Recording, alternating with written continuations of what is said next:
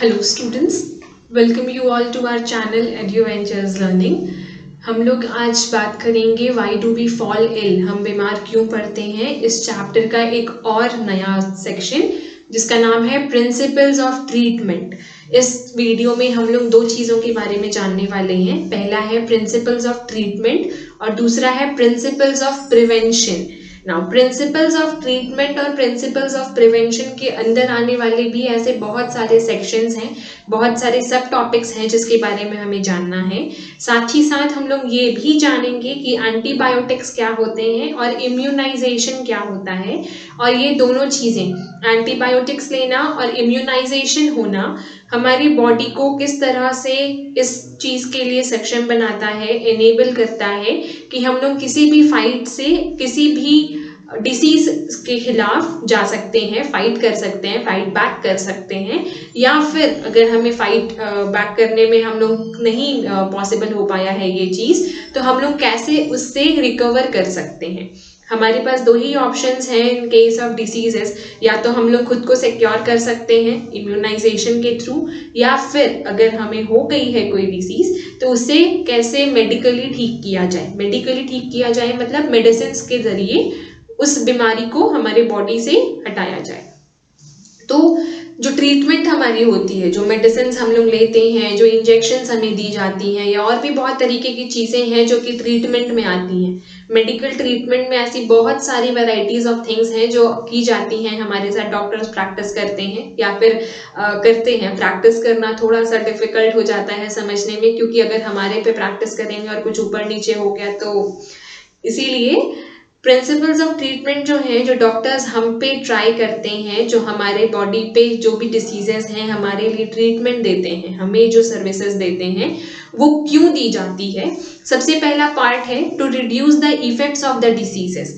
किसी भी डिसीज का इफेक्ट को, उसके असर को रिड्यूस करने के लिए, रिड्यूस का मतलब होता है कम करना, इफेक्ट का मतलब होता है असर। और डिसीजेस तो आप लोगों को मतलब फर्स्ट सेक्शन और फर्स्ट लाइव सेशन से हम लोग पढ़ते आ रहे हैं डिसीजेस क्या होते हैं। तो to reduce the effects of the diseases, किसी भी बीमारी के असर को कम करने के लिए जो चीजें की जाती हैं वो आती हैं प्रिंसिपल्स ऑफ ट्रीटमेंट में। बाय टेकिंग मेडिसिन, दवाइयां लेना, to bring down the effects of the disease like fever, pain etcetera, and by taking complete rest to conserve the body's energy. अब देखो यहाँ पे दो चीजें हैं जो इस टॉपिक के अंदर आती हैं, to reduce the effects of diseases के अंदर आती हैं। कौन कौन सी? दवाइयाँ लेना, बाय टेकिंग मेडिसिन। क्यों लेना? To bring down the effects of the disease, किसी भी डिसीज के इफेक्ट को कम करने के लिए। आपको बुखार हुई है, सपोज देखो यहाँ पे फीवर और पेन है, ठीक है। तो फीवर, सपोज आपको फीवर हुई है, आपने कोई मेडिसिन ली, पैरासिटामोल वगैरह लिया है आपने, तो उससे क्या होगा, आपका फीवर कम हो जाएगा, ठीक है। जब तक एटलीस्ट वो पैरासिटामोल का असर है तब तक तो आपका फीवर डाउन रहेगा, आपका बॉडी उतना ज्यादा हीटेड नहीं रहेगा। द नेक्स्ट इज उसका जो इफेक्ट्स है, और भी तो बहुत सारे इफेक्ट्स हो सकते हैं बुखार के, जैसे कि आपका टेस्ट बड खराब हो जाता है, आपको किसी भी खाने में कोई टेस्ट नहीं आती है, हेडेक होती है, रैशेज होते हैं, या फिर बॉडी पेन हो रही होती है। तो इन दैट सिचुएशन आप और भी तरह की मेडिसिन लेते हो जिससे जो जो प्रॉब्लम्स हो रही हैं वो थोड़े से कम हो जाए। दूसरा है पेन, बॉडी पेन होना, सर दर्द होना। सपोज आपको सर दर्द है तो आप कुछ मेडिसिन लेते हो, पेन किलर्स लेते हो सर दर्द, जैसे डिस्प्रिन है, सैरिडॉन है, ये मेडिसिन आप लेते हो ताकि आपका सर दर्द कम हो जाए। बॉडी पेन के लिए डिफरेंट मेडिसिन आती हैं। तो ये जो मेडिसिन होती हैं वो क्या करती हैं, आपके बॉडी में जो डिसीज है, जो प्रॉब्लम है, उसका असर कम कर देती हैं।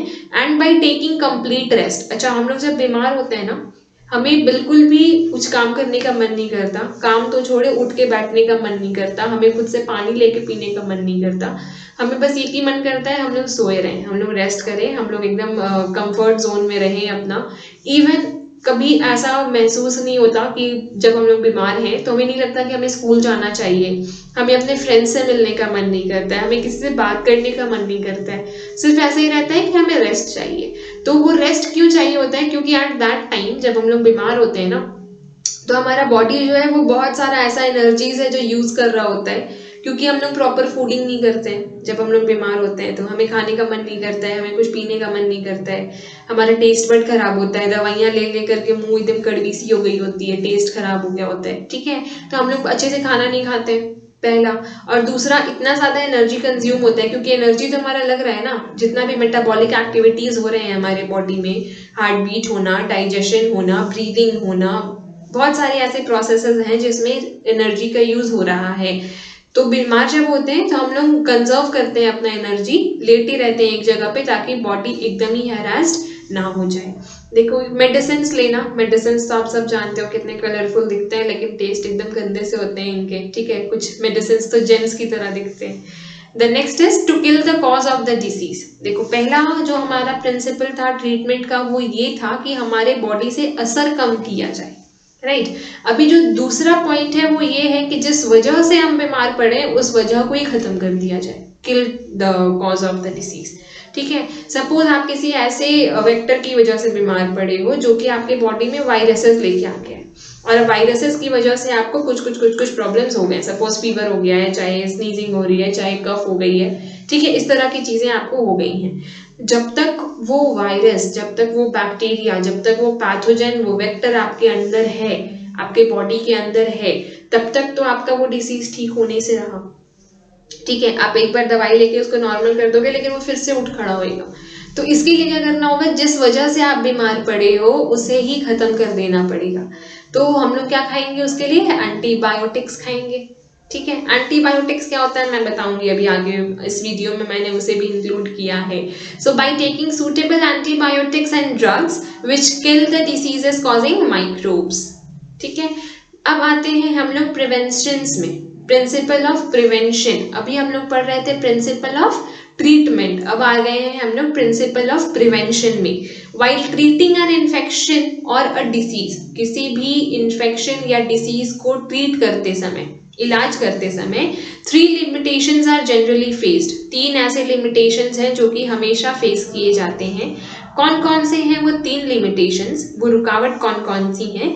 Someone had a disease which completely damaged his body functions to an extent that it can't be recovered. कुछ ऐसे इंसान हैं जिसके बॉडी में कुछ ऐसी डिसीज है जो उसके बॉडी को बिल्कुल डैमेज कर चुकी है, पूरी तरह से खत्म कर चुकी है, इतना ज्यादा खत्म कर चुकी है कि कुछ भी मेडिसिन दे दो, कुछ भी इंजेक्शन दे दो, वो रिकवर नहीं किया जा सकता, कांट बी रिकवर्ड। दूसरा होता है a person suffering from some ailment might be bedridden for some time because it takes time to cure any disease. दूसरा हो सकता है कि जिस इंसान को बीमारी है, जो बहुत ज्यादा बीमार है, जिसे ट्रीटमेंट की जरूरत है, उसमें कुछ ऐसे एलिमेंट हो, कुछ ऐसी प्रॉब्लम्स हो जिसकी वजह से वो टोटली बेड रिडन हो गया है, हर चीज बिस्तर पे हो रही है, खाना पीना टॉयलेट सारी चीजें बेड पे हो रही है और काफी टाइम से हो रही है, फॉर सम टाइम। क्योंकि कुछ ऐसी बीमारियां होती हैं जिनको ठीक होने में काफी ज्यादा समय लग जाता है, जैसे कि हार्ट अटैक। अगर आपके किसी रिलेशन में या किसी आसपास के लोगों में आपने सुना है कि किसी को हार्ट अटैक हुई है, तो आपने नोटिस किया होगा कि वो इंसान कुछ दिनों तक तो हॉस्पिटल में रहते हैं। हॉस्पिटल में तो ऑफकोर्स बेड रिडन है, क्योंकि आईसीयू में होंगे या तो सीसीयू में होंगे, ठीक है। दूसरा, अगर वो दूसरे थोड़ा कंफर्ट होके नॉर्मल होके घर पे आ भी जाते हैं तो वो टोटली बिल्कुल काम करना शुरू नहीं कर देते हैं, they need rest for it. उसके बाद भी उनका जो फैमिली है वो उनका टेक केयर कर रहा होता है, उनको बेड रिडन नहीं रहने देता है, उनको सारी चीजें ऑन बेड मिलती हैं, ठीक है। ये एक प्रॉब्लम हो सकती है। तीसरा है a person suffering from some diseases might spread the infection to other people as well. कुछ ऐसी बीमारियां भी होती है जो कि एक इंसान से दूसरे इंसान में ट्रांसफर भी होती हैं, जैसे चिकन पॉक्स, स्मॉल पॉक्स, ये सब क्या है, इन्फेक्शियस डिसीजेज है, कम्युनिकेबल डिसीजेज हैं, जो कि एक इंसान से दूसरे इंसान में ट्रांसफर की जा सकती हैं, मतलब हो सकती हैं। करता तो कोई नहीं है, जानबूझकर ऐसा हम लोग नहीं करते हैं, बट इट हैपन्स, हो जाता है ये चीजें, ठीक है। तो ये चीजें जो है वो हो सकती हैं, अच्छे इंसान के पास डिसीज्ड पर्सन से कुछ ऐसी चीजें हैं जो ट्रांसमिट हो सकती हैं, इसलिए हमेशा प्रिकॉटिव रहना बहुत जरूरी है। ये जो तीसरा वाला हम लोग केस अभी पढ़ रहे हैं ना, इसमें क्या है, अभी रिसेंट वाला अगर देखें हम लोग तो कोरोना वायरस जो है वो एक इन्फेक्टेड पर्सन से कई लोगों में हो सकती है। इसीलिए हमें कहा जाता है ना, लोगों से दूरी बना के रखने, मास्क पहन के रखने, हैंड सैनिटाइज रखने। क्योंकि देखो हमने पढ़ा था ना लास्ट वाले लाइव सेशन में हमने ये जाना था कि जितने भी प्रॉब्लम्स होती हैं हमारे बॉडी में, जो डिसीजेज होती हैं, उसको ट्रांसमिट होने के लिए 3 ही तरीके चाहिए होते हैं, air, water and touch. Water में फूड भी आ गया, food and water and touch, ठीक है। तो एयर से तो मास्क पहने हो तो कवर्ड है, तो आप एयर डायरेक्टली नहीं ले रहे हो, वो मास्क जो है आपका फिल्टर करके आपको एयर दे रहा है, या एक्सहेल जो कर रहे हो वो फिल्टर्ड हो रहा है, ठीक है, पहला। दूसरा है वाटर बॉर्न और फूड बॉर्न डिसीजेस। वाटर में मिली हुई चीजों के लिए हम लोग हमेशा पानी बॉईल करके पीना चाहिए या फिल्टराइज करके पीना चाहिए। खाना हमेशा फ्रेश खाना चाहिए, कवर करके रखना चाहिए, और एक दूसरे का जूठा बिल्कुल नहीं खाना चाहिए। तीसरा वॉज टच, एक दूसरे से दूर रहना है, हैंडशेक नहीं करना है। अभी एक न्यू ट्रेंड आया है ना, वो नमस्ते करने वाला, ठीक है, हैंडशेक नहीं कर रहे हैं। Even foreigners are not doing handshake, सब हमारे इंडियन कल्चर को अडॉप्ट कर रहे हैं, ठीक है। तो ये कुछ अच्छी अच्छी चीजें हैं जिनके बारे में हमेशा ख्याल रखना चाहिए, और इन चीजों का ख्याल रखने से एक ऐसा पॉजिटिव इम्पैक्ट हो सकता है हमारी लाइफ में कि शायद हमें कोई बड़ी डिसीज ना हो, और अगर छोटी डिसीजेस भी हो तो वो बहुत जल्दी ठीक हो जाएंगी, क्योंकि हमारा इम्यून सिस्टम स्ट्रांग है, हम लोग बॉईल करके पानी पीते हैं, ठीक है। Therefore, it is necessary to prevent certain diseases beforehand. तो अगर ऐसे कुछ डिसीजेस हैं जिसकी वजह से आप बिल्कुल ही लाचार हो सकते हो, बेबस हो सकते हो, तो उसे कोशिश करना है कि वह हमारे आसपास भी ना आए ना। इसके कुछ मेथड्स हैं प्रिवेंशन के, किस तरह से हम लोग कर सकते हैं प्रिवेंट, किस तरह से हम लोग खुद को बचा सकते हैं। उसके 2 तरीके हैं, जनरल मेथड और स्पेसिफिक मेथड। सबसे पहले हम लोग पढ़ रहे हैं जनरल मेथड के बारे में। जनरल मेथड के अंदर भी 2 चीजें आती हैं, जैसे कि प्रिवेंटिंग एक्सपोजर अगेंस्ट माइक्रोब्स, गंदगी से बच के रहना, ठीक है, मतलब कोई भी बैक्टीरिया, वायरस, प्रोटोजोअन से खुले में एक्सपोज नहीं होना, कवर्ड रहना। और दूसरा है by boosting the immune system. Immune system जो वर्ड है बहुत फेमस है इन दिनों, ठीक है, तो इसके बारे में आई डोंट थिंक कि बहुत ज़्यादा डिस्क्लेमर देने की ज़रूरत है, बिकॉज इम्यून सिस्टम के बारे में अभी बच्चा बच्चा जान रहा है कि हमारा इम्यून सिस्टम कैसे स्ट्रांग हो सकता है, या हमें क्यों उसे अच्छा रखने की ज़रूरत है। तो सबसे पहले है preventing exposure against microbes can be done in the following veg. हमने ये तो बोल दिया कि हमें माइक्रोब से बच के रहना है, हमें प्रिवेंशन रखनी है, हमें एक्सपोजर नहीं देना है, लेकिन कैसे, how. For airborne microbes, we can prevent exposure by avoiding overcrowded places. Airborne microbes से बचने के लिए हमें overcrowded places में नहीं जाना चाहिए, या जा रहे हैं तो मास्क का यूज करना चाहिए। Second is for waterborne microbes, we can prevent exposure by not using contaminated water. Waterborne microbe से बचने के लिए हमें ये देखना चाहिए कि हम लोग ऐसे जगह पे ना जाएं जहाँ पे कॉन्टामिनेटेड वाटर है, जहाँ पे गंदी पानी जमा रहती है। अब ऑफकोर्स गंदा पानी है तो वहां पे मक्खी मच्छर होंगे ना, और मक्खी मच्छर तो माइक्रोब्स हैं, वेक्टर्स हैं, तो वो हमारे बॉडी में आएंगे और हमें बीमार करेंगे। तो वैसा पानी भी ना पिए और वैसे जगह पे भी ना जाएं जहाँ पे गंदे पानी जमा होते हैं। Next is for vector borne infections. Vector कौन से हैं? हाउस फ्लाई, मॉस्क्यूटो, ये होते हैं वेक्टर्स, ठीक है, जो बीमारियां फैलाते हैं। Borne infections we can prevent exposure by providing a clean environment. तो ये जो वेक्टर है ना, आपके मक्खी हैं, मच्छर हैं, इनका क्या है, ये जहाँ गंदगी होती है वहीं जाते हैं, दे लव गंदगी, ठीक है। तो इसीलिए हमेशा अपने एनवायरनमेंट को साफ सुथरा रखें जहाँ पे मक्खी मच्छर बिल्कुल ना आए, और अगर आए तो हमें ना काटे। और उसके लिए हम लोग क्या कर सकते हैं, अपना बॉडी क्लीन कर सकते हैं। हर जगह हर एनवायरनमेंट क्लीन करना पॉसिबल नहीं है हमारे लिए, इसीलिए हमें अपने आप को क्लीन रखना तो बहुत ही ज्यादा जरूरी है। दूसरा है by boosting the immune system. हम अपना इम्यून सिस्टम को हमेशा बूस्ट अप करके रखें, एकदम चार्ज अप रखें, 100% चार्ज, कोई बीमारी मेरे अंदर नहीं आ सकती वाला thing. Our immune system plays an important role in fighting against the microbes. हमारा जो इम्यून सिस्टम है वो एक बहुत ही इंपॉर्टेंट रोल प्ले करता है फाइट करने में। लड़ाकू होता है हमारा इम्यून सिस्टम, लेकिन ये लड़ाई करता है बुरी चीज़ों से, ठीक है, ये अच्छा है। हमारे बुरी चीज़ों से, हमारे बॉडी में जो भी चीज़ें ऐसी हैं जो हमें नुकसान पहुंचा सकती हैं, उन सब से फाइट बैक करता है against the microbes that enter our body.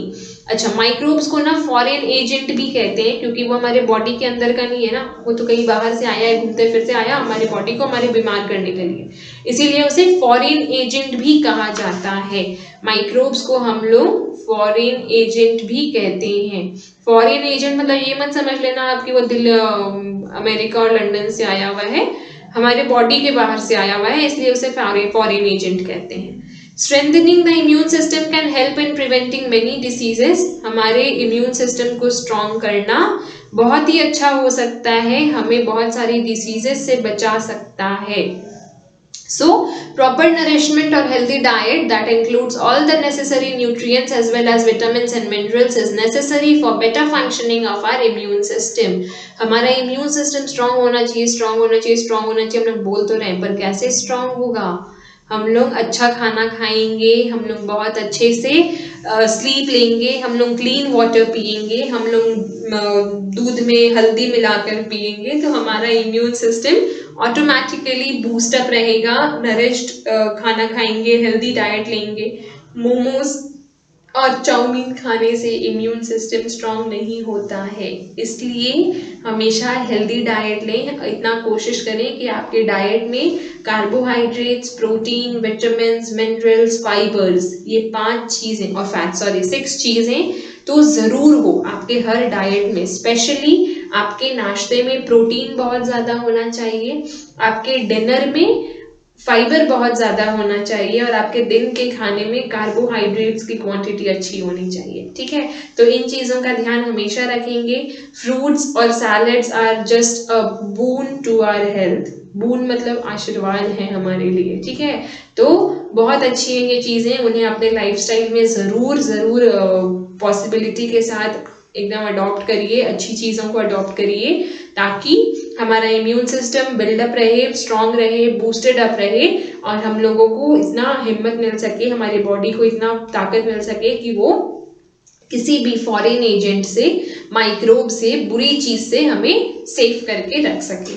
The next is specific method. ये तो मैंने जो बताया ना, वो सब सारी बीमारियों के लिए, सारी जितना भी आप सोच सकते हो, सुन सकते हो, देख सकते हो, सारी बीमारियों के लिए है। दूसरा है हमारा स्पेसिफिक मेथड। स्पेसिफिक मेथड में क्या होता है? It involves the prevention method directed against a particular disease. Particular disease, ठीक है, पर्टिकुलर, स्पेसिफिक, ये चीजें जो है ना, ये वर्ड्स जो हैं एकदम क्लियरिफाई कर रही हैं कि हमें इसके बारे में कहाँ पे बात करना है, किसके लिए बात करना है यहाँ पे। तो ये जो स्पेसिफिक मेथड है वो किसी प्रॉपर एक बीमारी के लिए होती है, जो कि आप जिस भी चीज से बचना चाहते हो। सपोज आप टाइफाइड से बचना चाहते हो, तो आप टाइफाइड से रिलेटेड चीजें लोगे।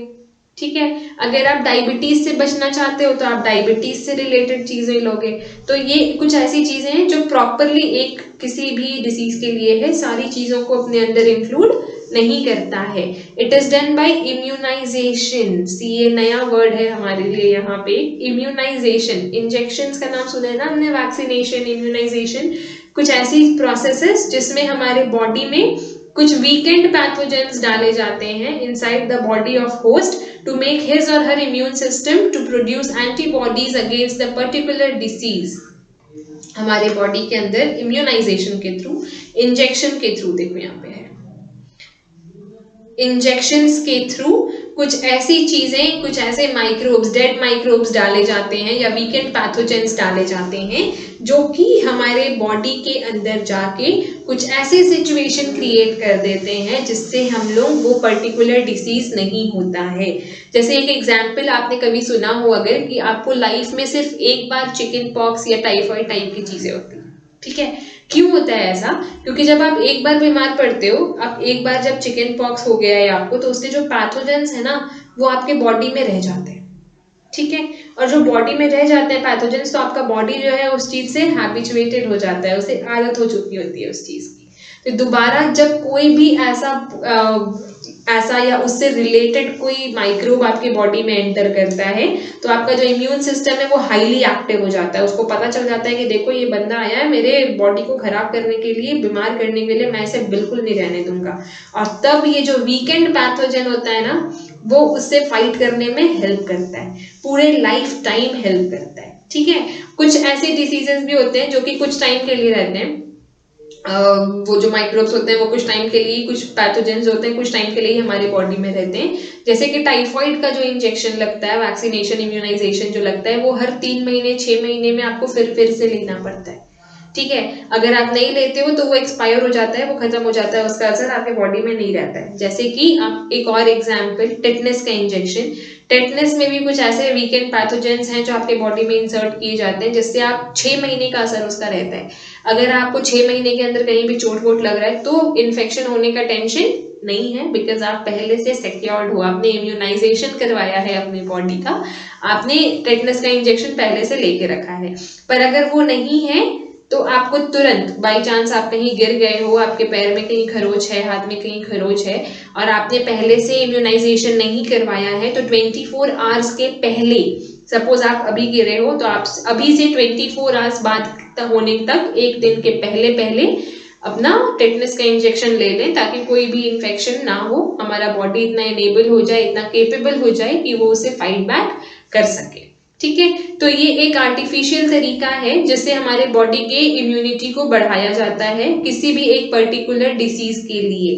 ठीक है, so that the next time even if the disease will strike the host body, ताकि अगर अगली बार हमारा बॉडी के अंदर वो कोई डिसीज आता है तो फिर हमारा इम्यून सिस्टम फुल विगर के साथ, फुल पावर के साथ, the body will be able to protect itself, हमारा बॉडी खुद को बचा पाएगा with the help of these antibodies. ठीक है, the next is antibiotics. Antibiotics क्या होते हैं? These are the chemicals, medicines or drugs that block biochemical pathways important for bacteria. Antibiotics वैसे केमिकल्स होते हैं जो कि मेडिसिन और ड्रग्स के फॉर्म में आते हैं और ये क्या करते हैं? बायोकेमिकल पाथवेज जो होते हैं हमारे, उन्हें ब्लॉक कर देते हैं ताकि जो बैक्टीरियाज हैं वो हमारे बॉडी के अंदर आए ही ना। They are used for diseases caused by bacteria. Antibiotics bacteria से होने वाले बीमारियों से हमें बचाता है। Antibiotics do not work against viral infections. Antibiotics जो है वो वायरल इन्फेक्शंस में काम नहीं करते हैं, as the viruses do not have their own biochemical mechanism but depend upon that of the host. क्योंकि वायरसेस के अपने कोई बायोकेमिकल फंक्शंस नहीं होते हैं, वो डायरेक्टली होस्ट के बॉडी पे ही डिपेंडेंट होते हैं, आपका बॉडी का इम्यून सिस्टम पे ही डिपेंडेंट होते हैं। इनको बाहर के मेडिसिन या अंदर से कोई रिलेशन नहीं होता है। सो एंटीबायोटिक्स जो होते हैं वो सिर्फ बैक्टीरियाज के लिए वर्क करते हैं। कैसे करते हैं? वो पाथवे ही, जहां से वो बैक्टीरिया हमारे बॉडी के अंदर आएगा, वो पाथवे को ही ब्लॉक कर देते हैं ताकि वो पहुंच ही ना पाए किसी ऑर्गन तक भी। ठीक है, कैसे होते हैं हमारे एंटीबायोटिक्स? ठीक है, बहुत सारे colourful medicine. Next is immunization, vaccination, injection देने वाला process. It is the process by which a person is made resistant to a particular disease by the administration of a vaccine. इसमें ये एक ऐसा प्रोसेस है जिसमें किसी भी इंसान को रेजिस्टेंट कर दिया जाता है, इतना ताकतवर बना दिया जाता है, वो किसी भी पर्टिकुलर डिसीज से लड़ सकता है। कैसे लड़ सकता है? वैक्सीनेशन लेके, इंजेक्शन लेने के बाद। Vaccine stimulates the immune system. कोई एक वैक्सीन हमारे इम्यून सिस्टम को स्टिम्युलेट कर देती है, भड़का देती है, to of a body to prevent certain diseases, ताकि उसमें वो सर्टेन डिसीज ना हो। अब आप सोचोगे कि आपने वैक्सीनेशन लिया है पोलियो का, लेकिन आपको टाइफाइड भी ना हो, तो दैट इज नॉट पॉसिबल। किसी भी सर्टेन डिसीज के लिए है ना, आप फिर सारे इंजेक्शन लो, सारे इम्यूनाइजेशन ले लो, सारे वैक्सीनेशन ले लो, तो आपको कोई भी डिसीज नहीं होगा। This process has proved beneficial in preventing several infectious diseases. ये जो प्रोसेस है वैक्सीनेशन का, इम्यूनाइजेशन का, इसने काफी अच्छा रिजल्ट दिया है। ठीक है, काफी बेनिफिशियल रहा है, फायदेमंद रहा है। किस लिए? प्रिवेंट करने में सेवरल इन्फेक्शियस डिसीजेस, बहुत सारे बीमारियों को रोकने में, and has decrease the mortality rate to a great extent, और मरने वालों के रेट में काफी गिरावट आई है। There are vaccines against tetanus, smallpox, measles etcetera. बहुत सारे वैक्सीनेशंस हैं, इतने सारे टाइप के वैक्सीनेशंस हैं जो कि डिफरेंट लोगों के लिए, डिफरेंट एज के लिए, डिफरेंट बीमारियों के लिए बनाए गए हैं, जिसमें से कुछ फेमस वाले कौन कौन से हैं? Tetanus, smallpox, measles etcetera. There are public health programs for childhood immunization to prevent any infections throughout our lives. ऐसे बहुत सारे पब्लिक हेल्थ प्रोग्राम्स भी होते हैं जो कि बच्चों के लिए होते हैं, क्योंकि हमारा न्यू जनरेशन जो है वो एकदम हेल्दी रहे। आपने सुना होगा वो 2 बूंद जिंदगी की वाली, जिसमें अमिताभ बच्चन आते हैं और ऐड करते हैं और लोगों को इस बात के लिए प्रिपेयर करते हैं या उनको बताते हैं कि आपके लिए, आपके बच्चे के लिए वो पोलियो ड्रॉप्स देना कितना ज़्यादा इम्पॉर्टेंट है। आप अगर इस बात के केपेबल नहीं है, आप अगर फाइनेंशियली स्ट्रांग नहीं है कि आप जाके उसको वैक्सीनेशन दिला पाए, क्योंकि वैक्सीनेशंस आर कॉस्टली नो, तो वैक्सीनेशंस ना दिला पाए तो वो 2 बूंद जिंदगी की तो फ्री है, वो आप उन्हें दे सकते हो। तो हमारा गवर्नमेंट जो है ना ऐसे बहुत सारे हेल्थ प्रोग्राम्स चलाता है जो कि बच्चों के लिए है। आंगनबाड़ी वगैरह का नाम अगर आपने सुना हो तो वहाँ पे बच्चे को, छोटे बच्चों को जो फाइनेंशियली जिनके पेरेंट्स बहुत ज़्यादा स्टेबल नहीं हैं, उनको फ्री में भी इंजेक्शंस दी जाती है। पर्टिकुलरली अगर गवर्नमेंट हॉस्पिटल्स में हुए हुए बच्चे हैं तो उनको एक कार्ड मिलता है बना हुआ, जिसमें लिटरली सारी चीज़ें लिखी हुई होती हैं, कौन से एज में, कितने दिन में कौन सी वैक्सीन लगनी है। ठीक है, कुछ वैक्सीन होते हैं जो 6 महीना का होने के पहले बच्चों को लगाई जाती हैं, कुछ होते हैं जो 1 साल पे, कुछ होते हैं 2 साल पे, कुछ होते हैं 5 साल पे। तो उसमें क्लियरली सारा डिटेल दिया होता है, सारा ड्यूरेशंस दिया होता है, सारी चीजें बताई होती हैं कि कब कौन सा वैक्सीनेशन आपको अपने बच्चे को लगवाना है। क्योंकि एवरीबडी इज नॉट अवेयर ना, आपको भी नहीं पता होगा कि कौन सा वैक्सीन कब लगाना जरूरी होता है, जबकि आप तो एजुकेटेड हो, आप तो पढ़े लिखे हो, you are well known to things, आप चीजों को जानते हो, समझते हो, बट स्टिल आपको नहीं पता है, राइट। तो इट्स नॉट इम्पॉर्टेंट कि हर किसी को हर चीज पता हो, इसलिए उसमें प्रॉपरली सारी चीजें दी हुई होती हैं। ये होता है immunization. For effective prevention of diseases everyone should practise public hygiene and immunisation.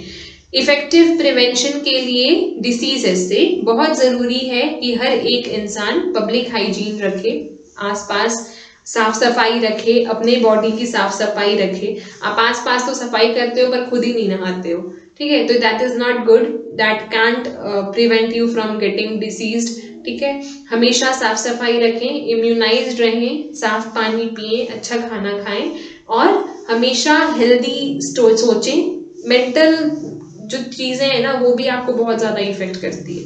जरूरी नहीं है कि आप सिर्फ फिजिकली इफेक्ट होंगे, मेंटल इफेक्ट भी बहुत ज्यादा होती है लोगों में, स्पेशली एट द एज जब आप बहुत ज़्यादा मेंटली एक्टिव हो, सोशली एक्टिव हो, फिजिकली एक्टिव हो, तो आपको बहुत सारी ऐसी चेंजेस होती हैं, आप में बहुत सारे ऐसे हार्मोन्स होते हैं जो चेंज हो रहे होते हैं, बहुत सारी ऐसी एक्टिविटीज़ होती हैं, बहुत सारे ऐसे इंस्टेंसेस होते हैं, बहुत सारे ऐसे किस्से होते हैं आपके लाइफ में जो बिल्कुल नए तरीके से आ रहे होते हैं।